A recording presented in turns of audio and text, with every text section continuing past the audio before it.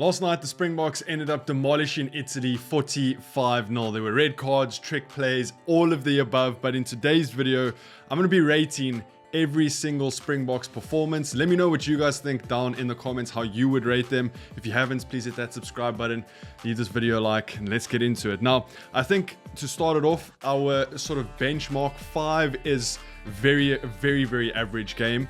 Anything up from that, a 10 is you've just won the World Cup for your country, and then 1 is you played 1 minute, kind of got injured and went off. So if 5 is our benchmark for a super average game, I'm going to work off that scale. So starting off with Thomas du Toit. Now, I do think Thomas du Toit got a little bit unlucky because yes, he can play tight head and loose head, but I think he's first a tight head and then a loose head, and he played out of position at loose head, and he struggled extremely badly in that position for the 30 minutes that he was on the field. The Springboks were looking to dominate with the scrum. That's why they did that sort of kickoff and got the scrum within the first minute. They were looking to dominate that area of play.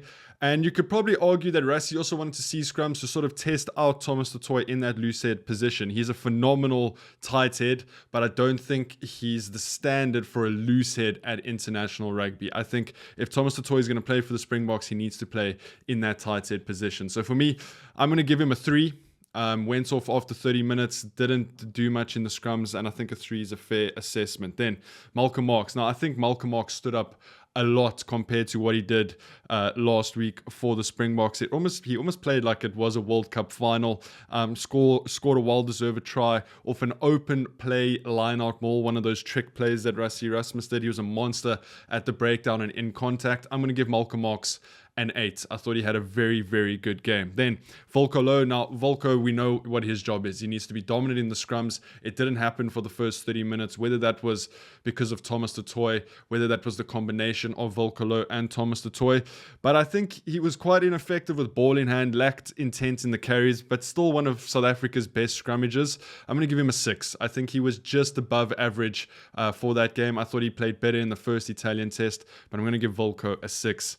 Then on to Salman Murat. Now, I'm going to say it right now, I'm going to give Salman a 4. I don't think he had a great game. He didn't make any glaring errors, but he did give away 3 penalties. He knocked on a couple of balls. He didn't take contact very well. He's definitely not, he hasn't nailed down his spot in the Springbok side, and I don't think that performance did him any favors. So I'm going to give Salman a 4. Ruan Nokia, on the other hand, had an absolutely phenomenal game. Caused havoc at line-out time, both defensively and attacking, and in attack. Executed the midfield maul move to perfection twice, and it was a major statement performance from Ruan Nokia. I mean, there's so much depth in that lock position. Ruan Nokia was one of the finds of last season, and he really stepped up yesterday. So much so that I'm going to give Ruan Nokia a 9. I think he had an absolutely phenomenal game.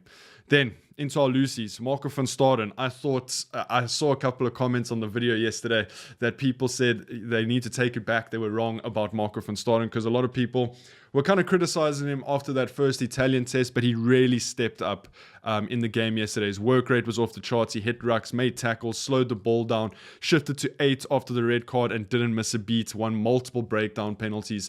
Marco van Staden showed why he's a candidate for that number 6 jersey, even if Sia is fit. So I'm going to give Marco van Staden an 8. I thought he had a phenomenal performance yesterday. Pieter-Steph du Toit. Now, Pieter-Steph was a little bit quiet yesterday and unusually quiet, but he still made 13 plus carries. He absorbed the dirty work. He's really flashy, but he's very essential, and he sort of does all the dirty work that we don't see, almost the work behind the scenes that creates the platform for players to go and perform. So while he did have a quiet day, I'm still going to give Pieter-Steph du Toit a 7. Didn't make any glaring errors, and I mean, he still made 13 carries. He was still involved in breakdowns. Then on to 8, and that is Jasper Visser. Now, had a very strong opening 20 minutes, but then he got that red card in the 21st minute, and I wasn't sure on the live stream last night whether I agreed with the decision or not, but the more I've sort of thought about it, the more things I've read, the more I've looked at the rules and everything, it is a clear red card. Head-on-head contact like that, deliberate, when it's outside of play, the time it stopped is a red card. And while Jasper was having a good game, that's just reckless immature behavior from him. So I'm going to be giving Jasper Visser a 2 for that performance. I still think he probably is our best number 8, but he definitely let the team down. The Springboks had to play with 14 men for the rest of the game, and it's incredibly impressive that the Springboks still won 45-0 without their 8th man. Then into the backline, Grant Williams and Manie Libbok. Now, I thought Grant Williams also had a phenomenal game. Scored the opening try with blistering pace, put Kanan Moody into space for Kanan Moody's try. He kind of just sharpened the Springbok tempo at the ruck. He combined very, very well with Manie Libbok. His box kicks were pinpoint. Grant Williams had a very good game last night, and I'm going to give Grant Williams an 8, and I still think Grant is probably our leading scrum off at the moment, sort of going into the Rugby Championship. Then, Manie Libbok, and say what you want about Manie. He missed his first 2 kicks. Then he changed his kicking style to that sort of 2-step power Percy Montgomery kick and kicked the rest of them over. But I don't even want to talk about his kicking, because I think that's what everyone talks about. Manie was absolutely phenomenal for the Springboks yesterday. In attack and defense, he ran the show with calmness and precision. Brilliant assist for Edwil van der Merwe's try. He tried an audacious kickoff to create a scrum, which probably wasn't his plan. It was Rassie Rasmus's. But I was very impressed by how Manie marshaled that backline yesterday. And like I've been saying, I think he provides something a little bit different in that 10 jersey on attack. So for that reason, I'm going to give Manie Libbok an 8.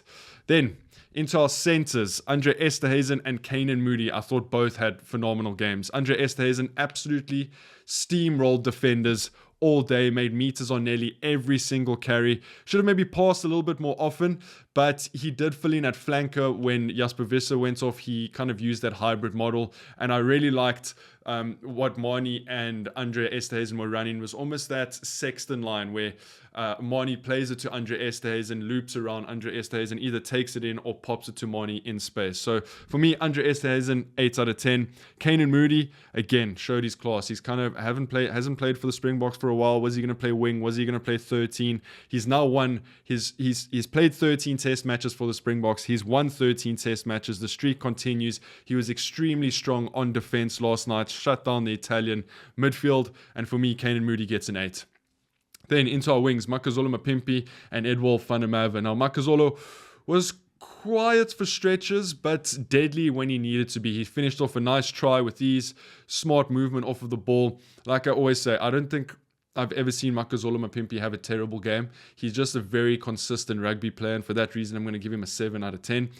Edwil van der Merwe, I mean, this guy just keeps on showing the selectors why he needs to be in a Springbok side. If you think back to his debut against Wales last year, where he scored 1, I think he could have scored 2 tries. Then he unfortunately got injured, and he comes back on the international stage and makes a statement. 2 tries, was explosive throughout, caused all sorts of havoc for Italy in the air. He chased Willie Leroux's little grubber through, ended up scoring under the poles. Another great finish in the corner. I mean, an absolutely dream comeback for Edwil van der Merwe, and for me, he's going to get a 9 out of 10. He won man of the match for a reason. Phenomenal stuff from Edwil van der Merwe, really putting some pressure on the likes of Kirtley and Cheslin. Then 15, Willie Leroux, 100th test match. And to be honest, he had a bit of a quiet one. Yes, he assisted Edwil van der Merwe. He did make a few errors, but we never really know what we're going to get from Willie Leroux these days, right? He kind of likes to surprise us. I don't think he had a bad game. I don't think he had a great game. He was kind of sort of midway, and for that reason, I'm going to be giving him a 6. Then I'm just going to sort of rank the bench and give you my overall thoughts as a total.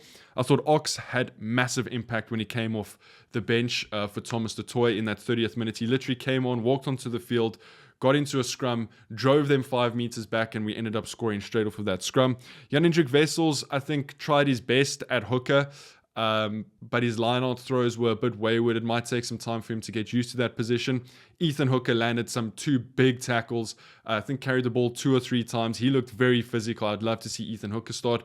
Asanati bulldozed defenders and helped make meters. Again, not like he came on and he impacted the game well, but he didn't have a standout performance. You got Kobus Reinach, who also came on and maybe didn't inject as much pace as Grant Williams had. Sasha was quite quiet at 15, but I mean, he was playing out of position. I would have preferred to see him at 10. And then I thought Evan Ruiz also came off the bench and delivered a phenomenal performance with big carries. So overall, I think our bench gets a 7 out of 10.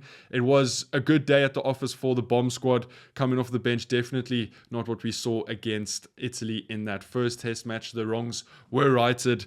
But that's my player ratings. Let me know what you guys think down in the comments. Do you agree, disagree? This is all just a little bit of fun. We can all have our opinions. So let me know. Hit that subscribe button, leave this video a like, and I'll see you guys in the next one. Take it easy. Peace.